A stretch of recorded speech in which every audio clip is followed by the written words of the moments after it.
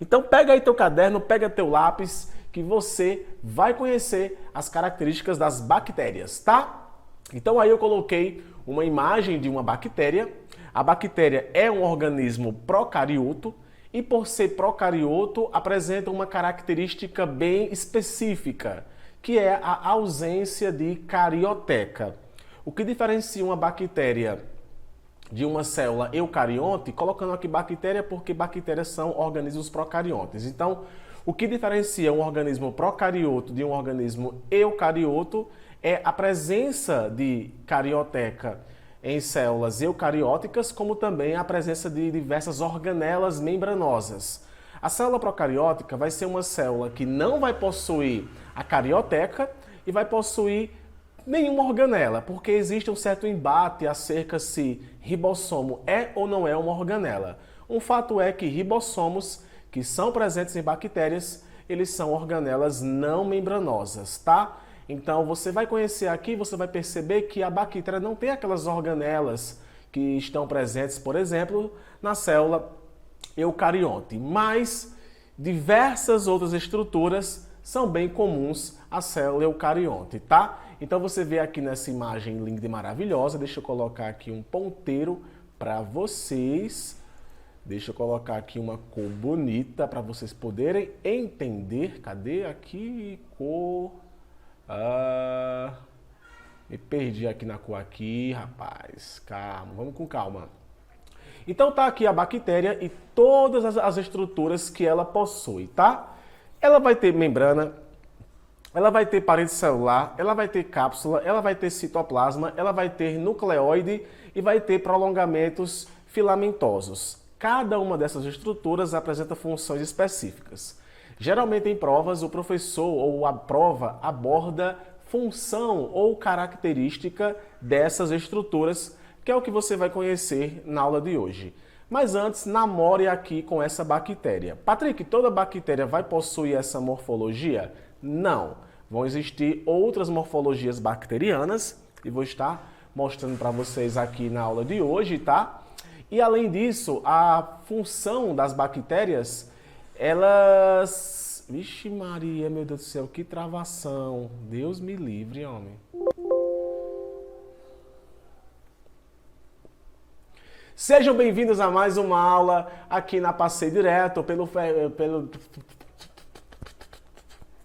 Sejam bem-vindos a mais uma aula aqui na Passei Direto. Eu me chamo Patrick Gomes e você está no perfil Biolodúvidas. Mensalmente, diversas aulas são postadas aqui no meu perfil, então se você não me segue, segue aí que vale muito a pena, porque todo e qualquer conteúdo aqui do Biolodúvidas é exclusivo da melhor plataforma de educação do Brasil, que é a Passei Direto, e hoje eu te convido a conhecer as características moleculares e estruturais das bactérias. Essa aula aqui eu não vou falar de reino Monera propriamente dito, falar da característica ecológica, biotecnológica, eu não irei abordar isso nessa aula de hoje. Eu irei falar da biologia molecular e celular das bactérias, tá? E como você pode perceber aí na imagem, você vê uma bactéria que apresenta diversas características, diversas estruturas, e cada uma dessas estruturas vão possuir funções específicas, e isso adora perguntar em prova de vestibular e também adora perguntar em provas de universidades. Então essa aula aqui ela é ideal para quem está na universidade, como também para quem está se preparando para algum vestibular, por exemplo, tá? Apesar de sua complexidade, a estrutura das bactérias é simples. O que é que isso quer dizer? Que ela vai possuir poucas estruturas, porém vão ser muito complexas. Agora um fato é, qual é a diferença de célula procariótica para célula eucariótica? A diferença consiste principalmente na carência de carioteca das células procarióticas. Células procarióticas não possuem carioteca, assim como também não possuem organelas membranosas, como acontece nas células eucariontes que possuem lá diversas organelas membranosas. Existe um certo embate acerca se ribossomo é ou não é uma organela. Um fato é, o ribossomo não é uma estrutura membranosa, por isso não recebe o nome de organela em si. Ou eu posso chamar de organela não membranosa, e ribossomos irão existir nas bactérias, tá? Então nessa imagem aí você vê a ilustração de uma bactéria e ela possui aí diversos nomes apontando aí para diversas estruturas. Cada uma dessas estruturas vai ter uma função específica que você vai conhecer hoje qual é, tá? Então bactéria vai ter, anote aí, membrana plasmática, parede celular, cápsula, citoplasma, nucleoide e prolongamentos filamentosos. Patrick, além das bactérias, quem possui parede celular? Planta, fungos e algas possuem parede celular. A planta, a alga e o fungo, eles são organismos que possuem células eucariontes. Ou seja, a célula eucarionte animal não vai possuir parede celular. Mas planta, fungo, alga e bactérias vão possuir parede celular. Mas a sua composição vai ser diferente, tá? A gente vai ver daqui a pouco aqui, eu posso falar para vocês da composição da parede celular das bactérias. Mas a função literalmente vai ser a mesma, assim como acontece também com a membrana plasmática das bactérias, que é do mesmo jeito que acontece com a célula eucarionte. É uma camada que reveste a célula. Sem a membrana, a célula não existiria. E essa membrana aí, que também vai apresentar uma característica à base de fosfolipídios, uma bicamada fosfolipídica, características anfipáticas, ou também posso chamar de anfifílica, tá? Ou seja, tem natureza hidrofóbica e natureza hidrofílica. Vai possuir o fosfolipídio, que tem uma cabeça polar e uma cauda apolar. Essa cauda apolar, que é essa cauda que fica para a parte interna da membrana, é basicamente feita de ácidos graxos. O glicerol, junto com o fosfato e outros compostos, vão formar essas cabecinhas aqui. E lembre que a membrana ela é fluida, ela não é estática, ela se mexe, tá? E tem diversas proteínas receptoras na sua superfície, como também proteínas periféricas e integrais, do mesmo jeito que acontece com células eucariontes, tá? E um detalhe importante, muito importante mesmo, a função dessa estrutura é selecionar quem entra e quem sai. Então a bactéria ela também sabe responder ao ambiente que ela se encontra. Então, isotônico, hipertônico e hipotônico são ambientes que a bactéria pode se encontrar que pode responder de formas diferentes, combinado? E com relação ao citoplasma, o DNA da bactéria vai ficar disperso no citoplasma. A gente diz que geralmente que bactérias possuem um cromossomo, ou seja, é pouco material genético em comparação com a célula eucarionte, tá? Então, bactérias possuem pouco cromossomo, pouco material genético, mas ainda assim é importante para expressar em diversas proteínas, tá? O DNA das bactérias se divide por fissão longitudinal, ou seja, a intérfase que acontece no processo de divisão celular das células eucariontes, ele é bem importante porque ele corrige o DNA antes da célula poder se dividir. Mecanismos como esse, semelhantes a esse ou melhor, acontecem também com a bactéria. Então, antes da bactéria sofrer um processo de bipartição ou cisciparidade, que é o processo de divisão de uma bactéria, uma divisão que inclusive assexuada, porque não tem a presença de gametas, o seu DNA ele é dividido e essa divisão se dá por fissão longitudinal, tá? Não ocorre pareamento de cromossomos condensados, é também uma característica marcante das bactérias. Alguns estudantes que já estão bem mais avançados, eles perguntam se bactérias possuem introns, porque eu não sei se você lembra, o DNA das células eucariontes possuem introns e exons. Os introns são fragmentos de DNA? Não são fragmentos, ou melhor, fazem parte do material genético, mas eles não expressam, eles não codificam informações para a produção de proteína, ou, por exemplo, aquele fragmento, aquele trecho de material genético não vai ser utilizado para produzir aquela proteína. Então, esses introns, eles são removidos em células eucariontes a partir de um processo chamado de splicing. Já nas bactérias, os introns não vão existir, tá? Então, esse processo não vai estar acontecendo com bactérias, tá?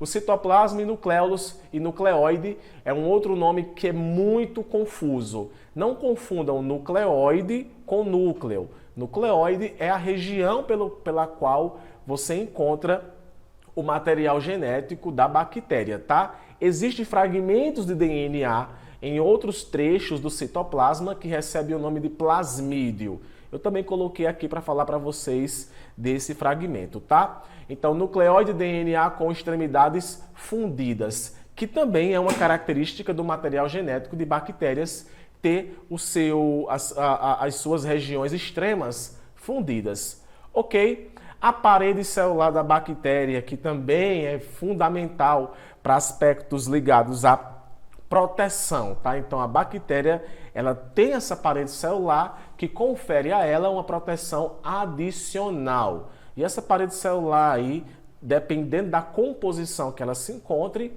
ela vai ser classificada como gram-positiva ou gram-negativa, tá? Micoplasma é um tipo de procarioto que não possui parede celular. Isso adora perguntar em prova. Então você vê aqui, ó, a membrana plasmática da bactéria, tá? E você vê aqui os peptidoglicanos. Eu gostaria que você anotasse esse nome aí, porque muitos aqui talvez já tenham afinidade com o que a membrana plasmática possui. Só que quando se fala de parede celular, a composição da parede celular é por peptidoglicanos, que não é a mesma coisa do que acontece, por exemplo, com células vegetais, que a sua parede celular é a base de celulose, ou pelo lado também dos fungos, que a parede celular é a base de quitina, tá? Então, essa parede celular ela pode sofrer alterações em diferentes tipos de organismo, tá? Nas bactérias, a parede celular ela é a base de peptidoglicanos, que justamente é uma estrutura formada por diversos peptídeos agregados a moléculas glicanas e outras moléculas adicionais, é claro, ok? A parede celular promove a proteção da bactéria e, importante, ela é impermeável. Olha que interessante. Patrick, mesmo que algumas substâncias consigam passar pela parede celular, elas vão conseguir passar pela membrana? Não. Mesmo possuindo a parede celular, quem vai selecionar quem entra e quem sai é a membrana plasmática, tá? Contém determinantes de antígenos ou determinantes antigênicos. Isso é importante para acontecer o processo de reconhecimento de algumas moléculas, tá? Então, a bactéria possui esses receptores que são a base aí de glicoproteínas e glicolipídios, que são fundamentais, é semelhante ao glicocálix que existe também nas membranas celulares. E são importantes para executar o reconhecimento de algumas moléculas, tá? E isso é interessante porque o anticorpo, ele reconhece esses determinantes antigênicos, tá? Inclusive pode levar até diversos tipos de reação. A bactéria, como eu falei agora há pouco, ela pode possuir dois tipos de parede celular, a gram-negativa e a gram-positiva. A gram-negativa ela vai possuir uma camada, já a gram-positiva, ou melhor, a gram-negativa vai possuir mais de uma camada, a gram-positiva vai possuir uma única camada, e isso é importante porque geralmente bactérias gram-negativas elas são mais resistentes a alguns tipos de antibióticos, mas as gram-positivas também são muito resistentes, tá? E essa coloração se deu justamente por conta de estudos feitos com bactérias à base de corantes, ao qual utilizou uma técnica de remoção do corante que foi aplicado e algumas bactérias não conseguiam remover esse corante. Então a gente classificou como gram-positiva e como gram-negativa, tá? Com relação à biologia molecular do metabolismo bacteriano, ele vai ser muito diversificado. Ou seja, você vai encontrar bactérias que irão executar um processo autotrófico, ou seja, um processo pelo qual a bactéria, no caso as cianobactérias, elas podem executar o processo fotossintético a partir de pigmentos clorofilados que existem nela, e as bactérias quimiotrópicas ou quimiotróficas, que são bactérias que são heterotróficas, ou seja, precisam se alimentar oxidando matérias, tá? As quimiototróficas oxidam matérias inorgânicas e as quimiototróficas, ou melhor, quimiorganotróficas, elas oxidam matérias orgânicas. beleza? Geralmente elas fazem fermentação. Um exemplo claro de bactérias quimio-autotróficas são as bactérias do ciclo do nitrogênio, as bactérias nitrificantes, tá? Elas entram dentro aí desse trecho, tá? E as bactérias podem ser anaeróbia, anaeróbia facultativa ou aeróbia. Vamos lembrar aqui o que é uma estrutura anaeróbica. É aquela que vive em um ambiente que não precisa de oxigênio. Consegue viver numa boa em um ambiente que não tem oxigênio. As bactérias anaeróbias facultativas são bactérias que podem sobreviver tanto em um ambiente que tem oxigênio, quanto em um ambiente que não tem oxigênio. Já as bactérias aeróbicas são bactérias que só sobrevivem em ambientes que têm oxigênio, tá? Algumas bactérias aeróbicas, por exemplo, elas podem morrer na carência de oxigênio, tá? A mesma coisa também pode acontecer com bactérias anaeróbias restritas, que se tiver na presença de oxigênio, morre. Então as bactérias elas podem responder de diferentes formas ao ambiente em que ela se encontre, tá? E bactérias são parasitas, beleza? Ou seja, bactérias transmitem doenças. Você vai encontrar as bactérias saprófitas, as bactérias oportunistas e as bactérias patogênicas. Bactérias oportunistas são bactérias que, dependendo do ambiente em que se encontre, podem transmitir alguma doença. Bactérias saprófitas são bactérias que fazem bem para a gente, inclusive entra aí o grupo das bactérias decompositoras. E as patogênicas são aquelas que transmitem doenças. Eu não irei falar agora sobre doença, vou lecionar uma aula aqui para vocês específica sobre doenças bacterianas. E elas podem liberar endotoxinas ou exotoxinas. Essas toxinas aí, elas podem gerar um efeito no corpo do organismo ao qual essa bactéria está inserido. As bactérias endotóxicas, elas liberam toxinas, assim quando ocorre a lise da sua parede celular e da sua membrana, essas bactérias podem liberar essas toxinas e podem inclusive fazer mal. As bactérias exotóxicas, elas podem produzir toxinas. E essas toxinas elas podem também fazer mal para você, ou seja, ela não precisa morrer para poder liberar a toxina, ok? E um mecanismo bem interessante das bactérias é um mecanismo de modificação do seu material genético. A bactéria pode mudar o seu material genético através da transformação, que é quando bactérias morrem, o seu material genético fica disperso no meio e outra bactéria acaba fagocitando ou assimilando esse material genético que é incorporado à bactéria. E com a incorporação desse material genético, ela acaba aí modificando o seu DNA e, consequentemente, adquirindo novas características. A conjugação é quando esse mesmo fator de modificação de material genético ocorre. Entretanto, é quando duas bactérias elas se unem, tá? Elas se juntam através de receptores que possuem nas suas paredes celulares e membranas e ocorre essa troca de material genético. O material genético se agrega ao DNA da outra e essa, por sua vez, vai possuir uma nova característica.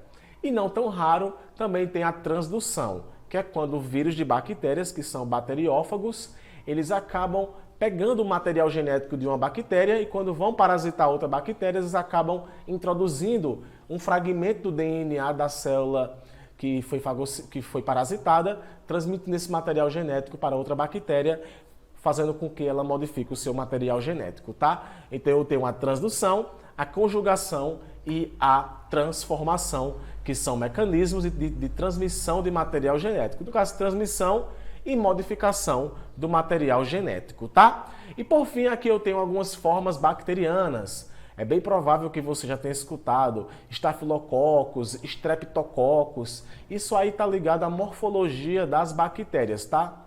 Então tem os cocos, os diplococos. Cocos é quando a bactéria tem um formato esférico. Diplococo é quando dois cocos estão um perto do outro. O Streptococcus é quando a bactéria ela fica dessa forma linear. O Staphylococcus é quando elas ficam aglomeradas, tá? E eu vou ter também bactérias flageladas, que vão possuir flagelos. Eu vou ter bactérias em forma de bastão, no caso os lactobacilos. Eu vou ter aqui o vibrião que inclusive é a forma bacteriana da cólera, que quem passa é o Vibrio cholerae. Então vai ter o vibrião e vai ter os espirilos, que é essa forma alongada com flagelos. Ok, gente, essa era a mensagem da aula de hoje, tá? Uma aula aí bem mesmo assim, concentrada, para poder você pegar as partes que talvez você estivesse com dúvida com relação a esse assunto, tá? Me coloco à disposição para tirar qualquer dúvida de vocês. Um forte abraço e nos vemos na próxima aula. Tchau, tchau!